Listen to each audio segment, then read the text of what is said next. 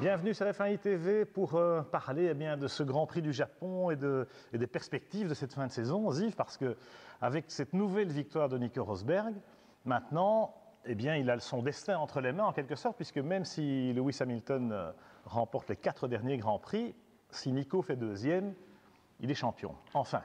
Oui, et ça sera mérité, Pierre, parce que Nico fait le boulot, il a fait à nouveau la pole, et tout s'est joué aux essais, parce que pour 13 centièmes, il fait la pole, et c'était... 13 millième. C'est vrai, 13 millième, il fait la pole, et normalement, c'est Lewis qui est plus rapide, d'après ce qu'on dit, mais c'est pas vrai, parce que depuis le début de la saison, Nico le prouve à chaque fois, c'est que, il y a quasi rien entre eux, et Nico, s'il est sacré, ça sera un beau champion, Pierre. Sur Suzuka, qui est quand même un circuit, c'est un juge de paix, on a remarqué que Nico a été devant à toutes les séances. Toutes les séances, et voilà. Alors que, comme tu dis, Lewis, soi-disant, est théoriquement le plus rapide, mais là, Nico démontre le contraire. Il a vraiment beaucoup travaillé, il a vraiment...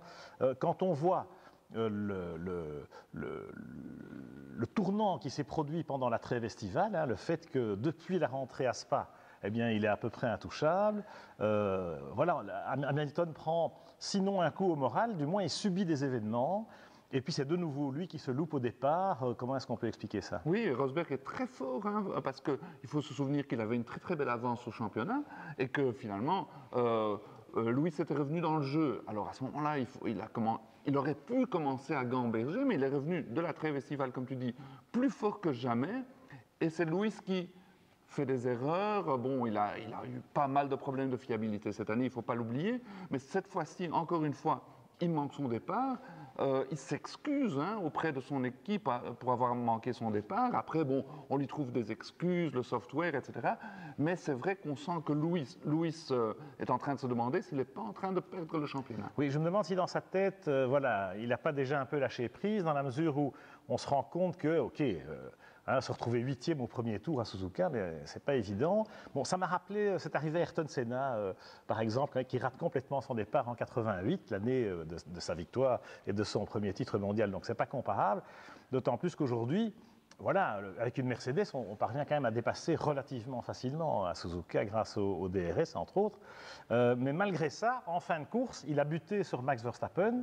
Alors Max qui a vraiment résisté avec brio, et avec une certaine virilité, on peut dire, dans cette dernière chicane. Oui, une fois de plus, Max a montré des crocs et il a montré qu'il est de la trempe des plus grands champions. Il était formidable dans sa défense parce qu'on l'oublie, Lewis Hamilton revenait du diable au vert, il était plus vite, il avait le DRS, et puis on s'est demandé, mais comment se fait-il qu'il ne passe pas? Mais bon, il avait affaire à Max Verstappen et dans l'avant-dernier tour, il a tenté un dépassement banzai et c'est vrai que c'était viril des deux côtés. Il a perdu cette manche-là et s'est contenté de la 3e place. Oui, moi je dirais quand même que Max a de nouveau, une fois de plus, été limite, borderline, comme on dit, c'est-à-dire qu'il a attendu qu'Hamilton se déporte pour, dans le freinage, changer de ligne. On sait que les pilotes entre eux, ils ont une sorte de gentleman agreement, autant que ce soit possible, pour dire on ne bouge qu'une seule fois pour se défendre et on ne change pas de ligne dans la zone de freinage, une fois que le freinage est entamé. Donc là, on est vraiment limite. On l'avait vu avec Kimi Raikkonen à Budapest, et puis sans parler évidemment de ce qu'il avait joué comme tour à Kimi à Spa, où là c'était vraiment dangereux. Mais bon, comme les commissaires sportifs ne réagissent pas, que ça n'a pas été le cas en Hongrie et à Spa, Verstappen y continue à faire ce que lui pense être dans les limites du règlement, et se comporte un peu effectivement comme un Senna à l'époque ou comme un Schumacher à l'époque qui décide de faire lui-même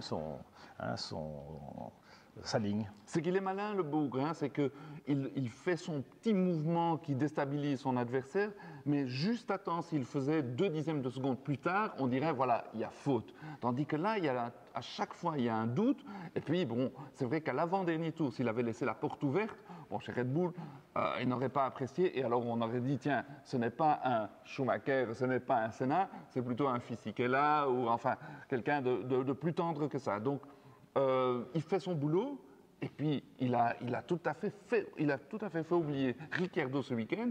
Donc encore une fois, il a 19 ans. Oui, bien sûr, bien sûr. Alors bon, Hamilton quand même, il est obligé de prendre l'échappatoire, de tirer tout droit, voilà, il est déstabilisé. Alors ce qui est intéressant, ce que j'ai trouvé très intéressant, c'est après l'arrivée, Hamilton, on ne l'a pas entendu sur le sujet, même sur le podium ou dans la conf de presse après course.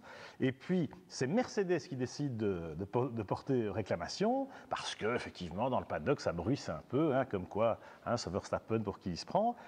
Et puis le problème, c'est que c'est trop tard. Enfin, oui, non, ils le font dans les temps, les commissaires sportifs se réunissent, mais le problème, c'est qu'Hamilton est déjà parti. Alors, ils entendent Max, mais Hamilton est déjà parti. Du coup, qu'est-ce qu'on fait? Alors, soi-disant, on reporte la décision à Austin, c'est absurde. Ça n'a aucun sens. Et Hamilton, lui, à l'aéroport, il envoie le petit message en disant « Vous êtes gentil, mais vous retirez ça tout de suite. Il n'en est pas question. Les choses sont en l'état. On est champion des constructeurs. Et rendez-vous à Austin. » Alors, est-ce que ça veut dire qu'Hamilton est un peu détaché, un peu nonchalant, et qu'il a peut-être fait une croix sur le championnat? Ou est-ce que effectivement, on le sent quand même un peu absent. Hamilton, le coup des Snapchat en conférence de presse, bon, ça a fait le buzz ce week-end. Il est un peu sur sa planète, quoi. C'est vrai qu'il est tout à fait spécial, Hamilton. Il s'est forgé un caractère tout à fait bizarre pour le monde de la Formule 1. C'est une star mondiale et on le sent un peu démobilisé. C'est vrai, il a 3 titres, donc mission accomplie. Bon, il compte sur sa vitesse de pointe et il y arrive régulièrement parce qu'il est extrêmement doué. Sur ce coup-là, il a fait preuve d'élégance, Pierre, parce que c'est vrai qu'il n'y avait pas de quoi porter réclamation. Et il se dit, voilà, fêtons le titre constructeur. Et je trouve que ça montre de la grandeur de sa part. D'un autre côté, il a été assez nul un jour avant avec les journalistes parce que les journalistes font leur boulot et il n'a pas à les traiter comme ça. Donc, ça montre une dualité dans son esprit assez intéressante. C'est vrai que c'est une personnalité, on aime, on n'aime pas, mais en tout cas, c'est quelqu'un qui fait parler de la F1. Moi, je crois quand même que pour l'instant, il est un peu...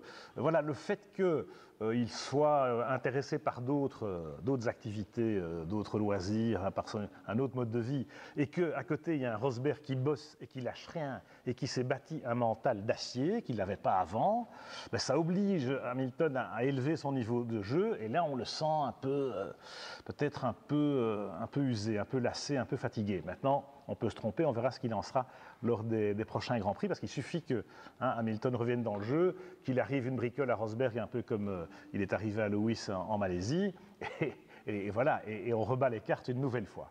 Voilà, c'est avec impatience qu'on va suivre ça, bien sûr, en mettant le cap sur l'Amérique du Nord.